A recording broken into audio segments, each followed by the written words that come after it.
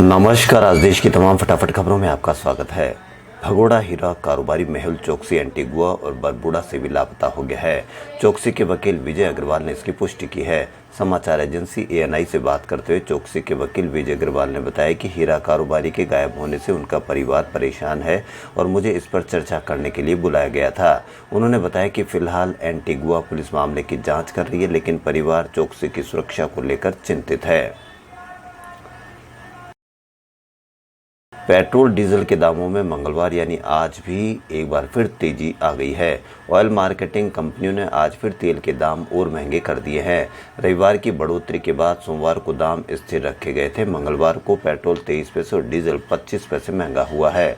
कच्चे तेल की बढ़ती मांग के कारण अंतर्राष्ट्रीय क्रूड बाजार में कीमतें बढ़ी है, जिसका असर यहाँ लगातार दिख रहा है।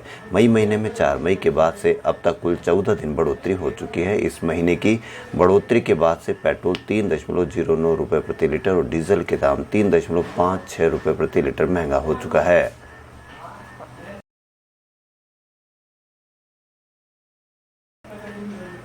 गुजरात में राजकोट जिले के जसदान शहर में छापे के दौरान एक कोचिंग सेंटर में 550 से अधिक विद्यार्थियों के मिलने के बाद कोविड-19 नियमों के उल्लंघन के आरोप में उसके मालिक को गिरफ्तार कर लिया गया। राजकोट के पुलिस अधीक्षक बलराम मीणा ने सोमवार को बताया कि यहां से करीब 215 किलोमीटर की दूरी पर स्थित केंद्र पर रविवार को छापा मारा गया। उसके मालिक को जयसुख सखलवा को सोमवार को गिरफ्तार कर लिया गया। उन्होंने कहा कि उसे कोविड-19 नियमों पर पुलिस की अधिसूचना की अवहेलना करने के लिए भारतीय दंड संहिता और महामारी रोग अधिनियम के प्रावधानों के तहत गिरफ्तार किया गया है।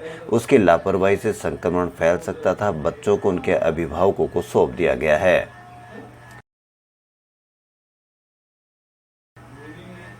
पश्चिम बंगाल की मुख्यमंत्री ममता बनर्जी ने सोमवार को कहा कि यास चक्रवात से मुकाबले के लिए केंद्र सरकार ने अग्रिम सहायता राशि के तौर पर केवल 400 करोड़ रुपए की मंजूरी दी है, जबकि पश्चिम बंगाल की तुलना में कम जनसंख्या घनत्व वाले राज्यों जैसे कि ओडिशा और आंध्र प्रदेश को 600 करोड़ रुपए दिए जा रहे हैं। केंद्रीय गृह मंत्री अमित शाह के साथ आंध्र प्रदेश, ओडिशा और पश्चिम बंगाल के मुख्यमंत्री तथा अंडमान निकोबार द्वीप समूह के उपराज्यपाल की बैठक के बाद बनर्जी ने कहा कि उनके राज्य में जनसंख्या घनत्व अधिक है और बंगाल के साथ लगातार भेदभाव किया जा रहा है।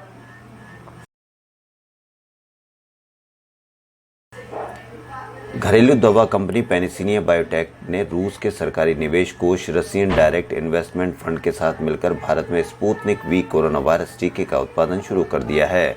सोमवार को जारी एक संयुक्त बयान में जानकारी दी गई है। पेनिसिलिया बायोटेक के हिमाचल प्रदेश के बद्दी कारखाने में तैयार किए गए कोविड-19 के स्पुतनिक वी टीके की पहली खेप रूस के गामालेया केंद्र भेजी जाएगी, जहां उसकी गुणवत्ता की जांच परख होगी।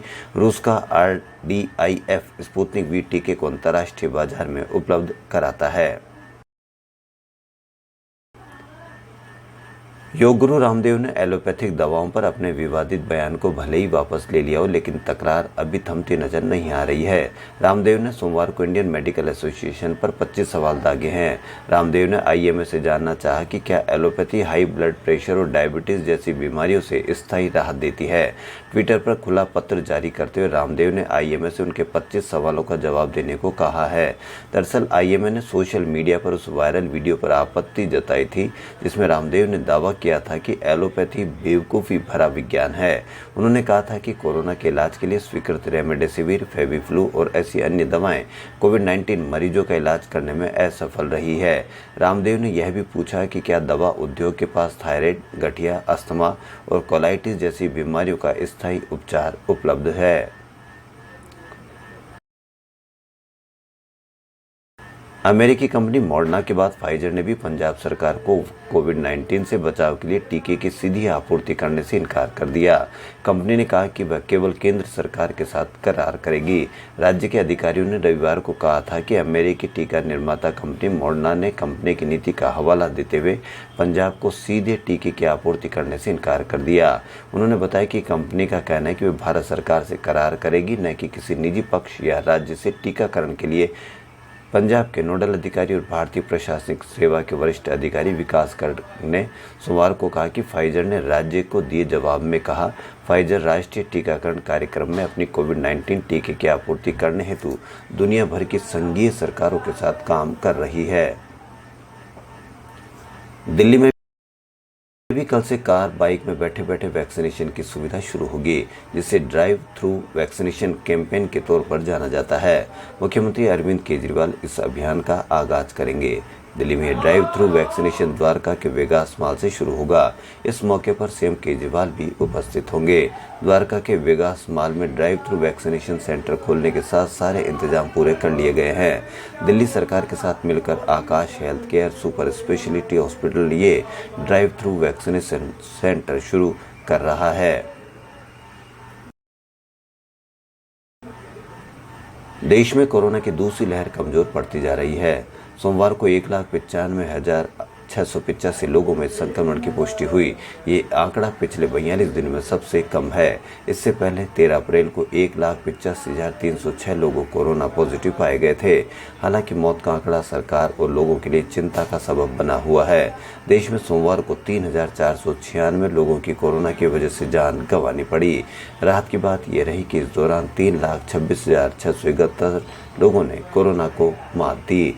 इस तरह एक्टिव केस यानी इलाज करा रहे मरीजों की संख्या में 1,34,572 की कमी रिकॉर्ड की गई है। खबरों फिलहाल इतना ही। यदि आपको हमारा चैनल पसंद आए तो लाइक, सब्सक्राइब और शेयर अवश्य करें। धन्यवाद।